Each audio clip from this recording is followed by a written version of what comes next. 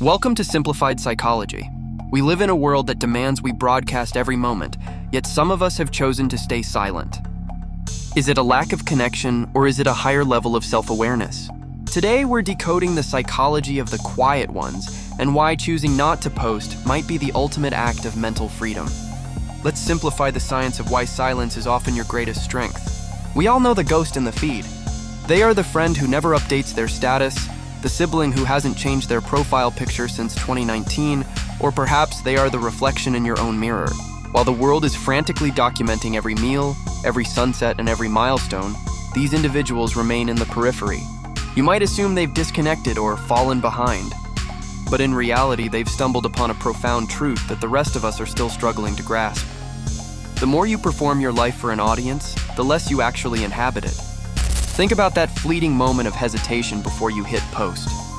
In that split second, your brain performs a complex, often exhausting calculation.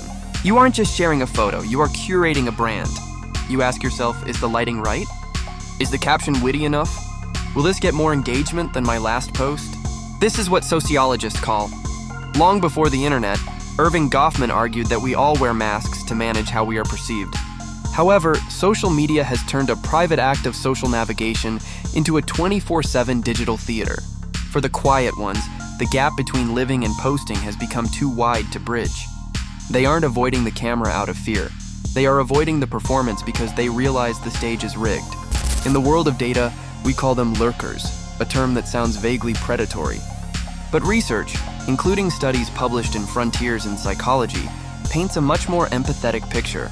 These are people who have reached a point of social media fatigue. When you mix the toxic cocktail of constant comparison, privacy concerns, and the pressure to appear perfect, the brain's natural response is to retreat. This isn't a failure to socialize, it's a survival mechanism. By choosing to watch rather than participate, they are protecting their mental bandwidth. They are opting out of the validation machine, a system where your self-worth is measured by the fickle metrics of likes and reactions. There is a common myth that those who don't post are lonely or antisocial. In reality, the opposite is often true. According to self-determination theory, humans are at their healthiest when they feel a sense of autonomy and competence. People who avoid the digital spotlight tend to cultivate fewer but deeper relationships. They would rather have 5 friends who know the messy, unfiltered truth of their lives than 5,000 followers who only know the highlight reel. They value the private self-consciousness, the ability to reflect on one's own thoughts without wondering how those thoughts would look in a 280-character tweet. Have you ever noticed the person who ignores Instagram but spends hours on YouTube or long-form podcasts? This is the loophole. Platforms like YouTube allow for consumption without the social tax.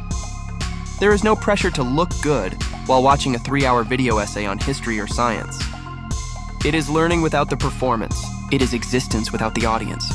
It allows the mind to wander, to learn, and to laugh without the anxiety of being tracked or judged by peers. There is a specific kind of magic in an experience that belongs only to you. A sunset is objectively more beautiful when your first instinct isn't to reach for your phone to check the exposure. An achievement feels more substantial when its value isn't determined by the number of congratulations. Comments from people you haven't seen in a decade. By keeping their lives private, these individuals are saying that their experiences are not for sale. They are not content to be consumed. They understand that some things lose their flavor the moment they are shared with the world. In an era where being seen is equated with existing, choosing to remain invisible is a radical act of rebellion. It is a declaration that your life has intrinsic value, regardless of whether a camera is there to witness it. The quiet ones aren't missing out. They are the ones who have figured out that the most important moments of your life will never be found on a server in Silicon Valley. They are living in the unreachable light, a space where they are free to be messy, bored, happy, and real without the burden of an audience. If you find yourself posting less and living more, don't feel guilty. You aren't falling off, you are coming home to yourself. At the end of our lives, we won't wish we had more followers. We will wish we had more presence.